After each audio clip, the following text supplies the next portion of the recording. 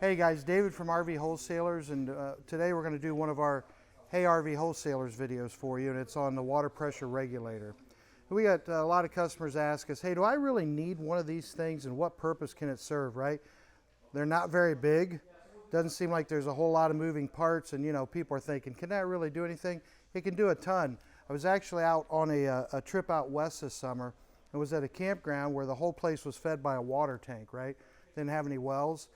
The people closest to the water tank didn't put on a water pressure regulator. It literally blew their pipes apart inside their camper. It was crazy to see.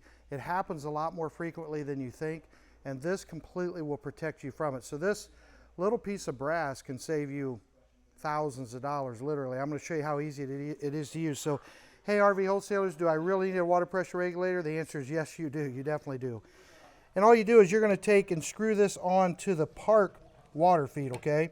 You don't screw it onto your trailer, you screw it onto the park water feed. So for example, this is where the water's coming from. It's a city water hookup. I'm going to install that just like that. It's very simple. It took me 5 seconds. Then I'm going to run my drinking water safe garden hose, right? So make sure it's drinking water safe. I would then connect that to it and this end of my RV to the city water hookup. That's it. So, hey RV Wholesalers, do I need a water pressure regulator? Yes, you do. You can find them online at our website, rvwholesalers.com, or you can call us 877-877-4494 and ask for parts.